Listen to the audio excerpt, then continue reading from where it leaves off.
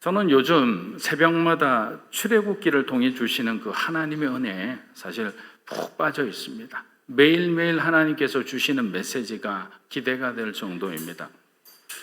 특히 출애굽기를 통해 우상이란 어떤 존재이며 그들이 하나님의 심판 앞에 얼마나 맥없이 하나하나 깨뜨려지고 무너져 내리는 모습을 보면서 한편으로는 정말 얼마나 마음이 통쾌한지도 모르겠습니다.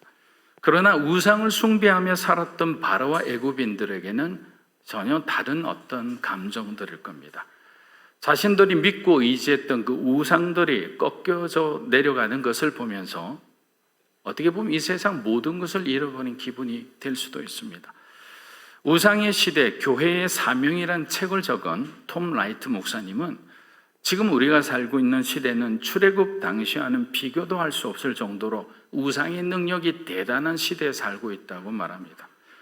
포스트 모더니즘, 범신론, 다원주의, 뉴에이지, 이 만몬의 영들, 그리고 정치적 이데올로기와 신념들, 그리고 돈과 권력과 성의 상품화로 이 욕망으로 가득 찬 이 현대인들의 생각과 마음을 단번에 사로잡아 버리는 거죠. 그래서 그 욕망 가운데서 빠져나올 수가 없는 겁니다. 이제는 본능이 요구하는 대로 자신들이 원하는 그것을 얻기 위해서 마치 브레이크 없는 폭주 기관차처럼 앞만 보고 달리는 거예요. 조금만 가면 낭떠러지인데도 그들은 깨우칠 생각이 없어요. 그만큼 욕망은, 인간의 욕망은 우리의 눈을 멀게 하고 우리의 분별력을 상실하게 하는 거예요. 그런데 이러한 새로운 우상들은 어떻게 보면 새로운 것들이 아닙니다. 우리 전도서 말씀처럼 해 아래 새 것이 어디 있겠습니까? 과거의 것이 오늘의 모습으로 사실 변형되어 나온 것뿐이죠. 출애굽 시대에 그 사람들이 숭배했던 그 우상의 어떤 성질들이, 그 죄성들이 여전히 오늘 우리들에까지 전해져 내려오고 있다는 겁니다. 그냥 시대에 맞는 옷을 다른 옷으로 바꿔 입었을 뿐이죠. 그렇다면 이러한 상황 속에서 우리 그리스도인들은 그럼 어떻게 싸워나가야 합니까? 톰 라이트 목사님은 이러한 거짓 신들에 맞서 싸울 수 있는 것은 오직 예수 그리스도의 복음뿐이라고 얘기합니다. 복음인 거죠. 예수 그리스도 안에서 우리에게 주어진 그 권세와 능력으로 우리는 우리 앞에 직면하고 있는 어떤 영적 전쟁이라도 우리는 깨뜨리고 무너뜨릴 수 있는 겁니다. 그것은 믿는 자들에게 하나님 주신 특권인 거죠. 특별한 은혜인 것입니다. 그런데 은혜 받은 교회가 다시 복음으로 돌아가 이제 영적으로 무장하기 시작하니까 이제 긴장한 마귀는 어떻게 보면 자신의 가장 히든 카드, 비밀 병기를 이제 끄집어내기 시작하는 겁니다. 뭐 여러 가지가 있겠지만 저는 바로 이원론적인 기독교 세계관이라고 생각합니다. 사단은 그리스도인들의 생각과 마음을 철저하게 분열시키기로 작정한 겁니다. 적과의 싸우기 전에 서로 적전 분열을 하면 그 나라가 어떻게 싸움에서 승리할 수 있겠습니까? 하나가 되어도 겨우 이길까 말까 하는데, 여러분, 성경적 세계관은 여러분들이 잘 알고 있듯이 철저하게 이론론적 세계관입니다. 자, 로마서 11장 36절을 한번 보겠습니다. 이는 만물이 주에게서 나오고 주로 말미암고 주에게로 돌아갑니다. 그에게 영광이 세세 있을지어다. 아멘. 자, 주에게서 나오죠. 주로 말미암죠. 주에게로 돌아갑니다. 시작과 끝이 하나님으로부터 시작되고 끝난다는 거죠. 자, 이론론적인 생각은 창조주 하나님께서 이 세상과 인간을 바라보는 그런 관점이에요. 하나님께는 사실 선한 사람, 악한 사람이 없어요. 다 하나님의 백성들이죠. 그리고 주님이 오시는 날까지 그 악하다고 우리가 정죄한 그 사람들도 구원받아 하나님의 백성이 되기를 원하는 거예요. 그래서 이론론적인 관점에서 보면 모두 하나님의 자녀들이에요. 그리고 그 사람들은 주님의 은혜를 받을 만한 자격이 있는 사람들이죠. 그러나 이원론적인 관점에서 보면 그 사람은 악인이 되는 거예요. 교회가 함께 할 수 없는 사람이 되는 거예요. 우리가 그런 말을 하잖아요. 좋은 친구를 사귀라는 의미로 부모님들이 말씀하지만 사실은 조금 버릇이 안 좋은 친구들 만나면 함께 교제하는 것을 이렇게 어떻게든지 막아쓰려고 하는 거죠. 물론 지혜가 필요하지만 하나님의 관점은 끝까지 죄인을 품고 가는 겁니다. 여러분, 만약에 모태신앙이 있는 분들은 좀 다르실 수 있겠지만 나중에 예수 믿은 분들이 있잖아요. 중도에. 그런 분들한테 하나님께서 죄인이라고 정죄하시고 다시 한번 구원의 기회를 주시지 않는다면, 이러한 이원론적인 시각에 입각해서 사람을 바라보면 그 사람에게는 영원한 기회가 없는 거죠. 누구도 구원받을 수 없을 겁니다. 그래서 교회는 이러한 기독교적인 세계관이 이원론적으로 되자마자 사실은 전도에 대한 열정을 점점 잃어갑니다. 여러분 1970년대, 80년대, 90년대 얼마나 하나님께서 한국교회를 축복해 주셨습니까? 정말 조금만 노력해도 복음을 전해도 많은 사람들이 교회로 돌아왔습니다. 예수를 믿기 시작했습니다. 교회는 성장했고 부흥했죠. 그런데 어느 순간에 우리들 마음 가운데 하나님의 시선을, 하나 향한 시선을 놓쳐버린 거죠. 그러니까 세상과 성스러운 것과 속된 것을 구별하기 시작한 거죠. 영혼의 관점에서 바라보는 겁니다. 나쁘고 좋다는 것을 분별하는 것은 중요하죠. 그것은 반드시 해야 합니다. 그러나 주님의 관점은 나쁘다 이런 것을 떠나서 영혼의 관점에서 우리가 그런 소위 말하면 동성애 때문에 힘들어하는 사람은 동성애 자체는 정죄하고 나쁜 것으로 우리가 분별하고 거기에 대해서 대항을 해야 되지만 사람은 품고 가야 되는 거예요. 그 사람이 주님 앞에 회개할 수 있는 기회를 우리는 줘야 되는 겁니다. 근데 이분법적으로 생각하면 그들에게 기회를 줄 수가 없는 겁니다. 저는 요즘 한국 교회가 욕먹고 있는 이유 중에 하나가 교회의 본질인 복음 전파와 가난한 이웃을 외면하고 그리스도인들만의 리그 속에서 어떻게 보면 이기적인 신앙생활을 하고 있는 것은 아닌가라는 생각을 해보게 되는 겁니다. 사랑하는 여러분, 교회는 언제나 교회 밖 사람들을 향해 낮은 울타리를 치고 열린 마음으로 그들에게 사랑과 복음과 빵을 전하는 사명을 소홀히 해서는 안 된다고 생각합니다. 오늘 본문에 등장하는 수로보니게 여인은 유대인이 아니라 시리아 출신인 이방인입니다. 당시 유대인들의 사고방식으로 바라보면 이 이방 여인은 하나님의 은혜 밖에 거하는 사람이죠. 우리로 말하면 교회 밖의 사람들입니다. 굳이 이 여인을 위해 자신들의 소중한 시간을 낭비할 필요가 없는 거죠. 그러나 예수님이라면 얼마든지 이 여인을 위해 시간을 내어주실 것입니다. 그런데 오늘 본문을 보니까 수로보니게 여인이 모멸감을 느낄 만큼 그런 아픈 말씀을 다른 사람도 아닌 예수님께서 바로 유대인의 관점에서 그 여인에게 말씀을 하고 계시는 거예요. 평소 우리들이 잘 알고 있는 예수님의 모습과는 너무나 달라 예수님께서 왜 이 절박한 여인에게 이런 깊은 상처를 주실까라는 의문이 생깁니다. 우리 마가복음 7장 24절 한번 읽어보겠습니다. 예수께서 일어나서 거기를 떠나 두로 지방으로 가서 한 집에 들어가 아무도 모르게 하시려 하나 숨길 수 없더라. 자, 우리 복음서를 보면 예수님께서 병자를 치유하시거나 말씀을 전하신 후 사람들이 막 자신에게 몰려오실 때 항상 어떻게 하셨죠? 사람들을 물리치시고 조용한 곳에 가서 기도를 하시거나 아니면 그 지방을 아예 떠나서 새로운 다른 사역지로 옮겨가셨습니다. 오늘 말씀은 게네사렛이라는 동네에서 서북쪽으로 약 64km 떨어진 이 이방 땅인 두로 지방에 예수님이 가셨을 때 일어난 일들에 대해서 기록하고 있는 겁니다. 여러분, 두로는 지중해 연안의 아주 유명한 항구이자 무역 도시였습니다. 솔로몬 왕이 성전을 지을 때 두로 왕에게 무엇을 부탁했습니까? 아름다운 백향목과 동시에 건축 기술을 가진 목수와 석수를 부탁할 정도로 아마 탁월한 건축 기술을 자랑했던 나라이기도 합니다. 그러나 아무리 친한들 두로 지방 사람들은 유대인들에게는 이방인에 불과했던 겁니다. 아무리 친하고 아무리 도움을 받아도 그 사람들 마음에는 두로 사람들을 이렇게 비하하는, 뭔가 이렇게 무시하는 그런 경향을 갖고 있었다는 거죠. 예수님과 제자들은 두로 지방으로 가면서 이곳은 갈릴리와 달리 예수님을 찾는 사람들이 많지 않기에 충분히 조용한 쉼의 시간을 가질 수 있을 거라 생각했습니다. 여러분, 그렇게 생각하지 않을까요? 왜냐하면 예수님도 쉼이 필요하잖아요. 완전한 육신을 가지신 분인데. 하지만 예수님의 말씀과 치유 사역은 이미 이방인들에게까지 널리 잘 알려져 있었던 겁니다. 우리 마가복음 3장 8절을 한번 보겠습니다. 유대와 예루살렘과 이두메와 요단강 건너편과 또 수로에서 무리가 그가 하신 큰 일을 듣고 나온지라. 자, 두로와 시도온에서도 왔다라고 기록하고 있는 거예요.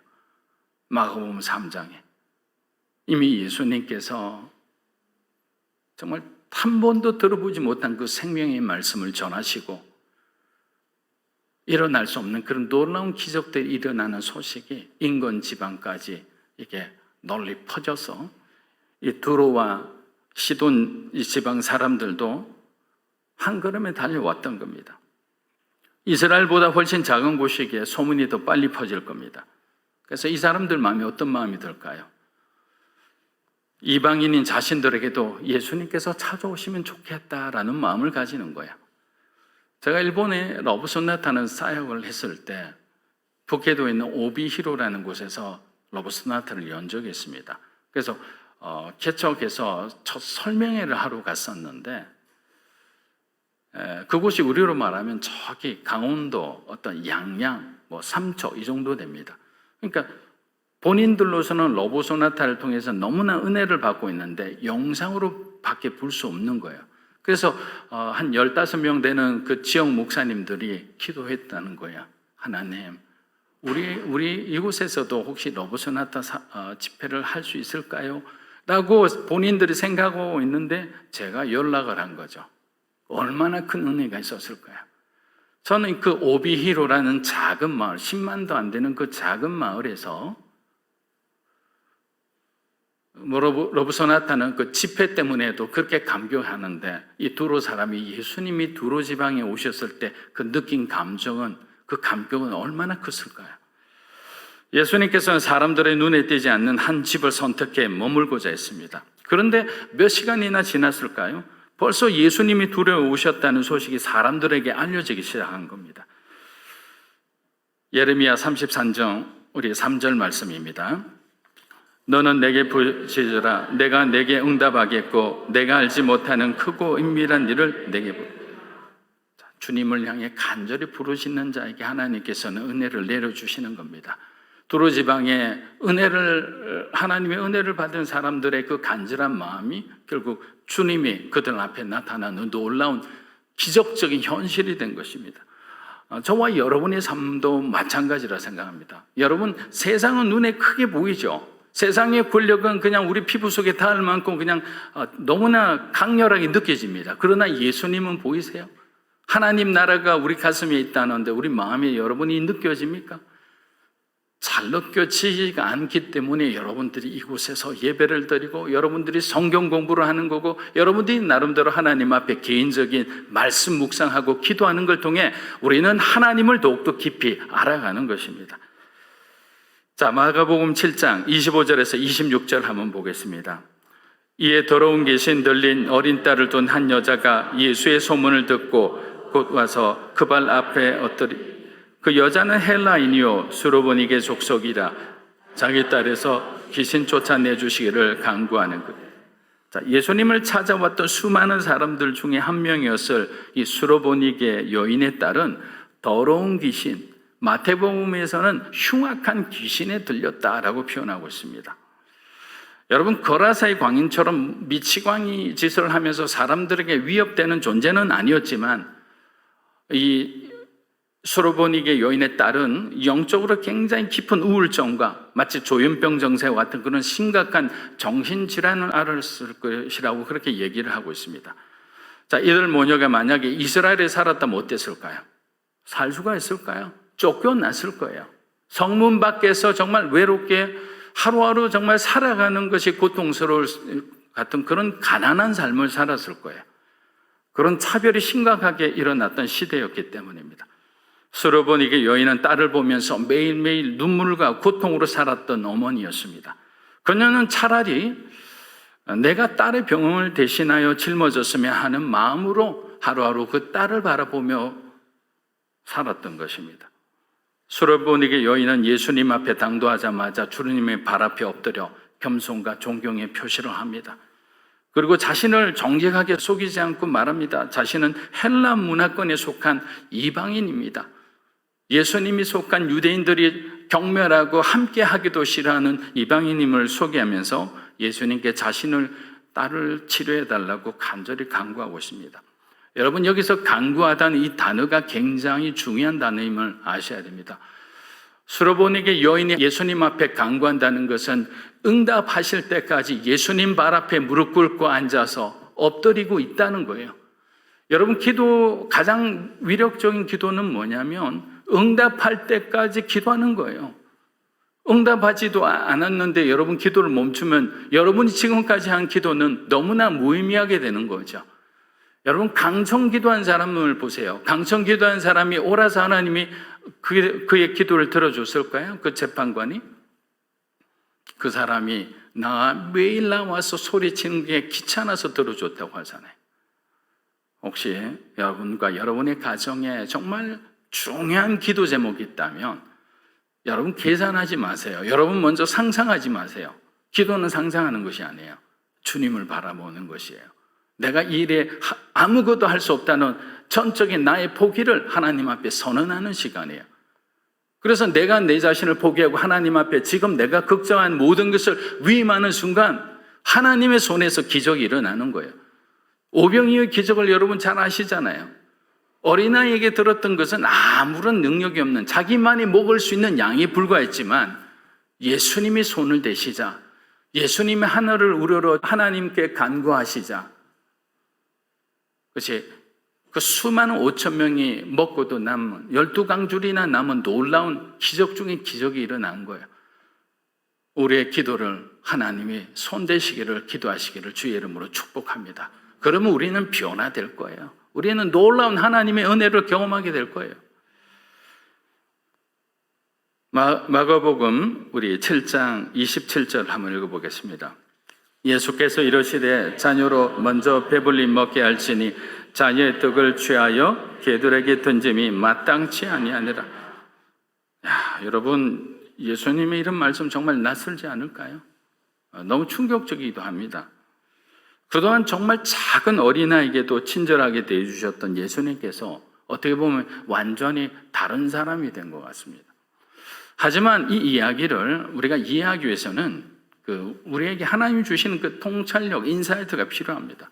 자, 당시 헬라인들에게 개라는 표현은 부끄러움이 없는 어떤 철면피 같은 사람을 일할 때 개라고 합니다. 주로 들개라는 표현을 쓰죠.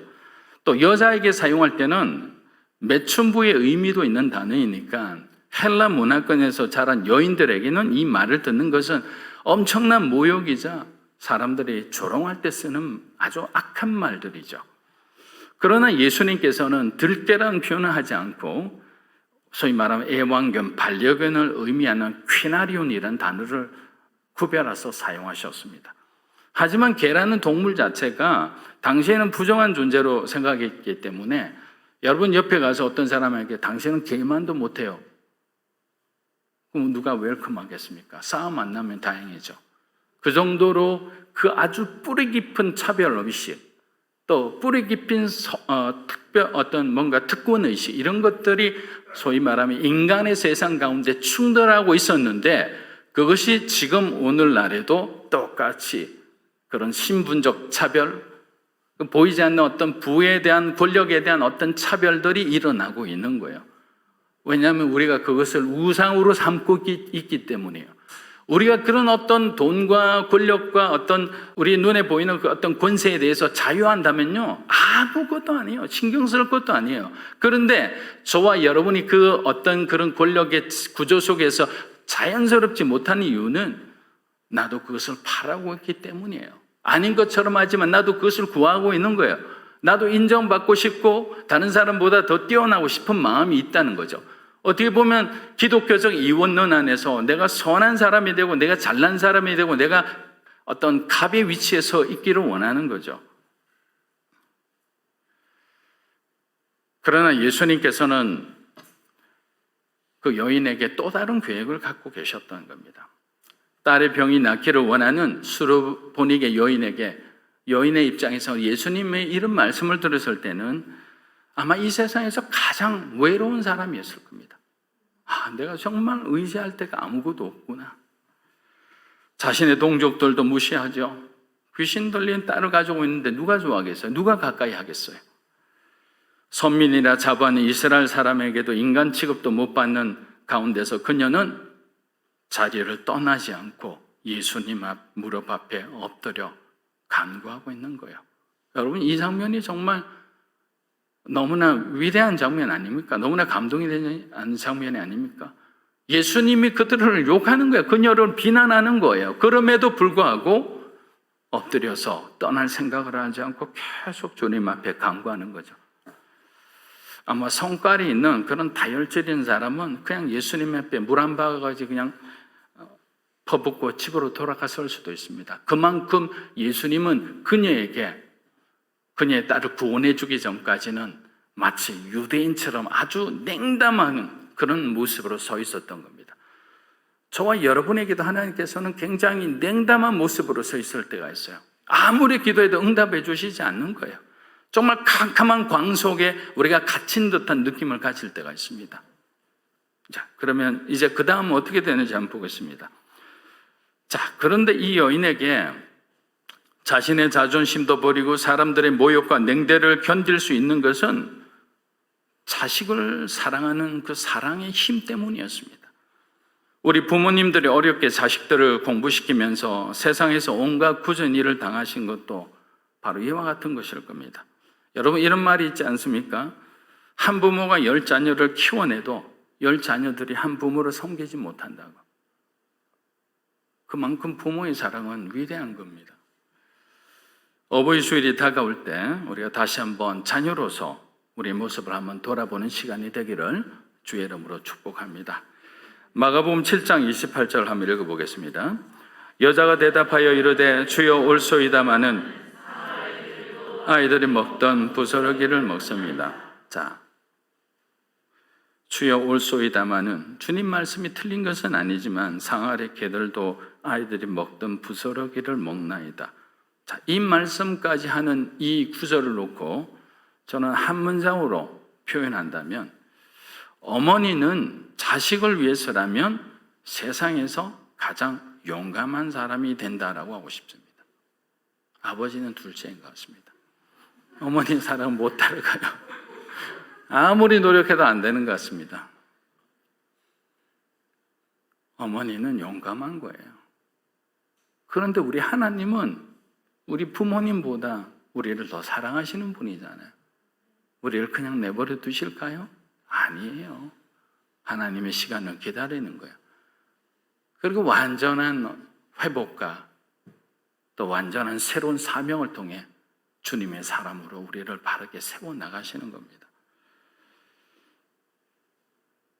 유대인은 하나님의 자녀이고 이방인은 개와 같은 존재라는 예수님의 말씀을 수르보니게 여인의 희망을 꺾어버리기에 충분한 굴욕적인 말이었지만 그럼에도 불구하고 여인은 포기하지 않고 예수님께 또다시 간구한 것입니다. 사랑하는 여러분, 예수님은 절대로 우리들에게 구원의 문, 회복의 문을 닫고 계시지 않아요. 항상 열어놓고 계시는 거예요. 우리가 찾아가면 되는 거예요. 그래서 마태복음 7장 7절 말씀에도 나와 있잖아요. 우리가 구하면 되는 거예요. 우리가 찾으면 되는 거예요. 두드리면 되는 겁니다. 여러분, 두드린다는 말은 무슨 의미죠? 저와 여러분의 삶이 닫혀 있다는 말이잖아요. 닫혀 있을 때 두드리면 하나님이 열어주신다라는 말씀입니다. 예수님께서 27절에 하신 말씀은 내 자녀 유대인을 먼저 먹이시겠다고 하셨지 이방인들을 먹이지 않겠다고 말씀한 것은 아닙니다. 이 말의 뉘앙스를 여러분 잘 해석해야 되는 거죠. 자, 이 말은 무슨 말이냐? 유대인 우선이라는 말씀을 하신 거죠. 유대인 우선. 그러면 우리는 이런 생각을 할 수 있잖아요. 그 다음에는 누구지? 바로 이방인들이죠. 그래서 하나님께서는 이 수르보니게 여인의 어떤 한 사건을 통해서 특권의식으로 가득 찬, 아직도 회개하지 않고 자기 마음대로 살아가는 인간의 전통을, 자기들이 만든 전통을 하나님의 말씀보다 위에 놓고 살아가는 그 교만한 사람들, 바로 그 유대 종교 지도자를 꾸짖고자 했던 겁니다. 여러분, 마가는 이 책을 이방인들을 대상으로 적었어요. 그래서 이방인들이 이 구절, 이 수르보니게 여인의 사건을 들었을 때 그들에게 얼마나 큰 위로가 되겠습니까? 하나님은 유대인만의 하나님이 아니라 이방인의 하나님이시기도 하다는 그 믿음을 가지게 되는 거예요. 그렇지만 사람들은 그 고난과 그 수모를 당하면 감정적으로 반응하기 때문에 마지막 그 하나님의 축복의 시간, 은혜의 시간까지 우리가 견디지 못할 때가 있는 것입니다. 개들도 아이들이 먹던 부스러기를 먹나이다라는 말은 주님의 말씀에 대응하는 것이 아니라 오히려 자신의 현실을 인정하고 받아들이는 겸손의 말입니다. 사랑하는 여러분, 사실 저도 이런 어떤 뭔가 광야의 시간을 굉장히 오랫동안 보낸 시간들이 있었습니다. 근데 그때 가장 힘들었던 게 뭔지 아나요? 저의 현실을 인정하기가 싫었어요. 저는 정말 하나님께서 많은 달란트를 주셨고 지금 세상으로 나가면 그래도 좋은 직장에 갈 수 있는데 왜 내가 자꾸만 이 어정쩡한 상태에서 이 상황을 계속 견디고 살아야 하느냐? 왜 하나님이 나를 부르셨으면 그에 합당한 어떤 정말 창창한 삶을 하나님께서 예비해 주셔야 되는데 왜 이렇게 뭔가 가난하고 뭔가 무기력하고 아무것도 없는 그런 삶을 계속 유지하게 하시느냐? 오늘 수로보니게 여인에게서 저는 지혜를 얻게 된 거죠. 내 마음을 있는 그대로 인정하고 솔직하게 고백하는 거예요. 그리고 하나님 앞에 간구하는 겁니다. 우리의 필요를, 내 딸을 살려주십시오. 하나님, 이제는 내 환경을 변화시켜 주십시오. 이제는 주님이 약속하신 그 일들을 이루어 주십시오라고 얘기하는 거죠. 무작정 얘기하는 것이 아니라 내 안에 있는 내 자신을 먼저 인정할 때, 영적인 아이덴티티를 회복할 때 하나님은 우리의 믿음을 통해 놀라운 기적을 행하시는 겁니다. 사랑하는 여러분들에게도 그런 주님의 놀라운 기적이 일어나기를 주의 이름으로 축복합니다. 이제 말씀을 마무리하겠습니다. 마가가 왜 이런 어떤 플롯을 가지고 이런 비교하는 어떤 장면을 만들었을까요? 앞서 말씀드린 것처럼 두 사람을 비교하기 위해서입니다. 누가 과연 믿음의 사람인가? 누가 과연 믿음의 사람인가? 우리는 항상 우리가 살아갈 때 이 질문에 대해서 잊지 않고 자기 자신을 돌아봐야 하는 겁니다. 성도 여러분, 주님의 때는 반드시 찾아옵니다. 의심하지 마십시오. 불안해하지 마세요. 두려워하지도 마세요. 주님이 두로 땅에 찾아오셨을 때 어떤 대가를 치르더라도 끝까지 주님께 간구했을 때 하나님의 응답을 받은 것처럼 우리 하나님은 저와 여러분을 살리시고 회복하시고 또 새로운 길로 인도해 주시리라 믿습니다. 아멘.